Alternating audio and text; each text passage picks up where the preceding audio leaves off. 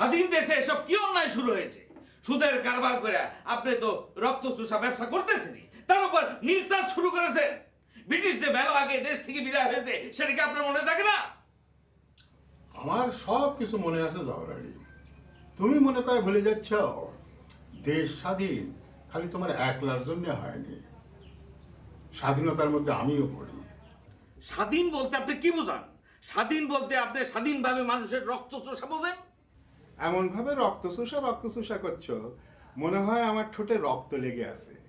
এই দেখো তো, আমার ঠোঁটে রক্ত তো দূরের কথা, কালো কুটকুটে। তোমার ভাবির ঠোঁটটা অবশ্য লিপস্টিক দিয়ে সবসময় লাল করে রাখে। আমি আপনার সাথে রসিকতা করবে আসি নাই, ফালতু কথা বাদ দেন। কিসের জন্য আপনি সুন্দরীর মতো মহিলার, নিরহ মহিলার ছাগল কেটে নিয়ে আসেন? তাও সে ছাগল আবার গর্ভবতী। আপনি কি দেশে সুদের রাজত্ব কায়েম করে ফেলেছেন? সুন্দরী কি তোমার কাছে নালিশ দিছে জওহর আলী? নালিশ দেওয়া লাগবে কেন? আমরা দেশের সচেতন নাগরিক হিসাবে সব অন্যায়ের প্রতিবাদ করার জন্য প্রস্তুত আছি এবং করতেছি। আপনার এসব জুলুমবাজি বন্ধ করা লাগবে। তুমি অযথা এতটা উত্তেজিত হচ্ছে জওহর আলী। সচেতন নাগরিকের পক্ষে কিন্তু শোভা পায় না, তাই না?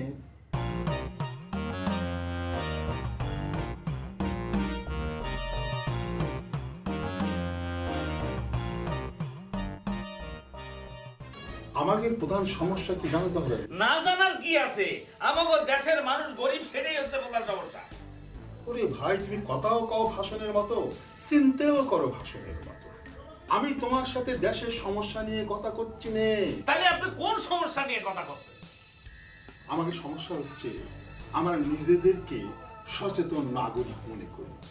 এই যে তুমি আমার উপর আইসে আমাকে হেয় প্রতিপন্ন করার চেষ্টা করতে, তোমার কি একটিবারের জন্য মনে হইল না যে আমি একজন সচেতন নাগরিক তোমার সামনে বসে আছি, দেশের মানুষের জন্য কাজ করে যাচ্ছি? মানুষের উপকার কতটুকু হচ্ছে জানি না, তবে সুদের ব্যবসায় আপনার উপকার তো হচ্ছে। এই জন্যে মানুষ আপনার নাম দিয়েছে রক্ত চুষা। এই যে আবার তুমি ভাষণের মতো করে কথা করছো। আরে ভাই, ভাষণ দিয়ে তো জীবন চলে না। তুই একজন দুষ্ট লোক আমাকে রক্ত চোষা করে ডাকে, তোমার ভাষণের মধ্যে বারবার সেই কথাটাই নিয়ে আসতেছো।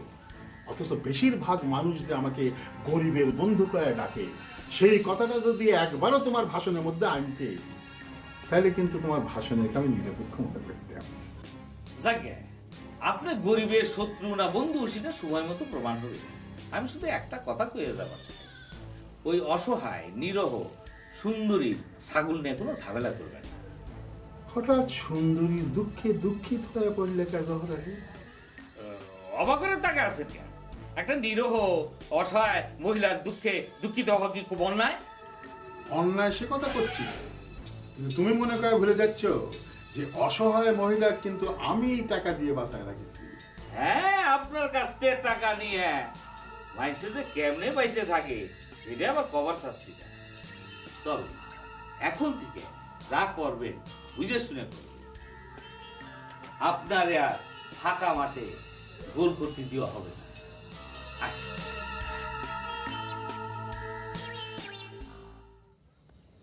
তোর জন্য অপারেশনটা আমি হারিয়ে গেলাম, এই কথা একবার কিছুর জন্য আমি 100 বার 1000 বার কব। তুই 1000 বার কর, তোর মতন অশিক্ষিতর কাছে এত ভালো কিছু আমি আশা করি না। আমি অশিক্ষিত তাই না?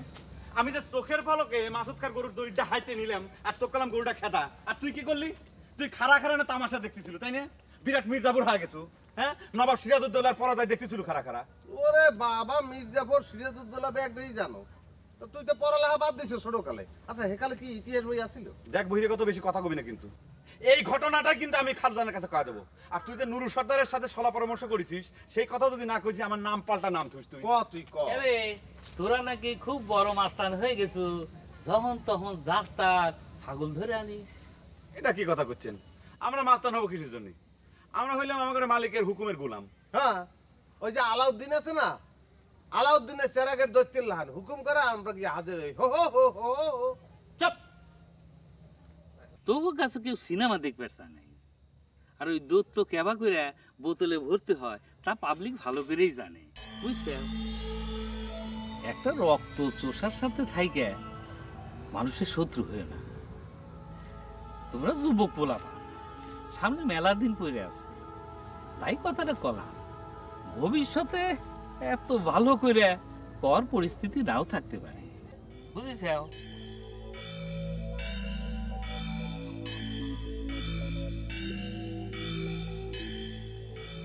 খারাপ এলাকায় মনে যাচ্ছিল, যাও যাও।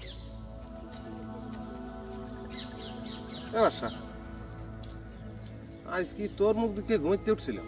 কে এ কথা করছো কে? না ব্যাগ যাই তো খালি ধরা খাইতে আছি আজ।